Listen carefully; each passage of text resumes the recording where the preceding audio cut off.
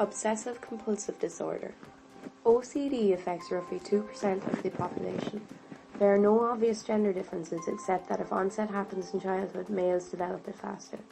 Most cases develop early in the lifespan, with 25% occurring by the age of 14, although generally it appears in the early 20s. 90% of sufferers experience obsessive thoughts and compulsions, while 2/3 of these experience multiple obsessions. So what is OCD? OCD is an anxiety disorder. Anxiety disorders involve a consistent feeling of fear and anxiousness. They are not merely everyday worries. They also result in dysfunctional behavior that impact on the sufferer's life. The DSM has classified OCD involves 3 things. The obsessions or compulsions last long enough to be time-consuming. The person recognizes that the obsessions or compulsions are excessive and unreasonable. And finally, the obsessions and compulsions cause anxiety and are disruptive in the person's life. Obsessions are unwanted, intrusive, repetitive thoughts or images that cause the person to suffer anxiety. They recognize that the thoughts are irrational. The individual tries to suppress them but simply cannot. Individuals experience a loss of control in an extreme sense. The individual fixates on something awful happening as a result of their behavior or lack of. This drives them to their compulsions. Compulsions are what the sufferer carries out in an attempt to relieve their anxiety. They are the behaviors that have no realistic connection to the obsession but are completed for the sole purpose of relief. Sometimes the actions don't even relieve the anxiety. The sufferer feels that if they don't complete the action, however, something terrible will happen. And if they abandon their compulsion, stress and anxiety drives them back to it. They accept that their actions make little sense but are powerless to stop themselves. Now let me give you an example. Lisa imagines horrible things happening if everything is not organized. She imagines people tripping or seriously hurting themselves or even dying as a result of her actions. These are her obsessions. Lisa's compulsions are checking and organizing.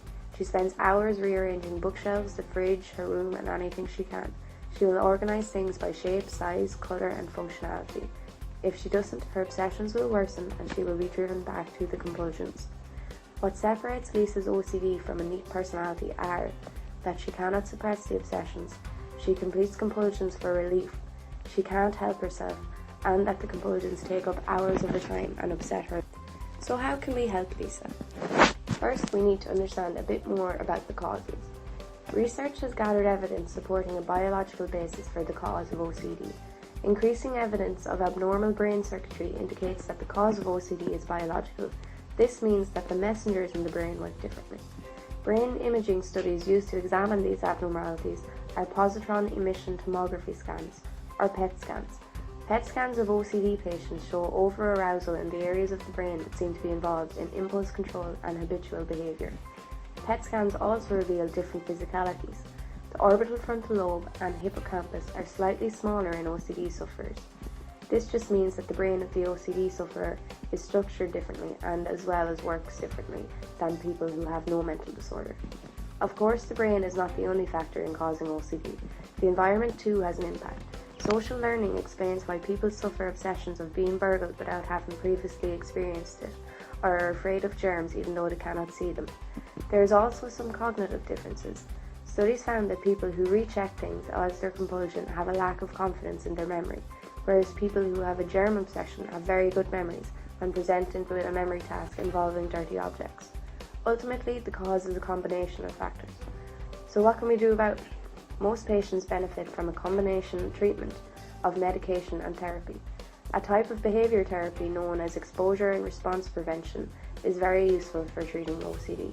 In this approach, a person is deliberately and voluntarily exposed to whatever that triggers the obsessive thoughts, and is then taught techniques to avoid performing compulsive rituals and how to deal with the anxiety. The combination of treatment has experienced success in treating OCD. If you would like more information on OCD, please just click the following links. Thanks for watching.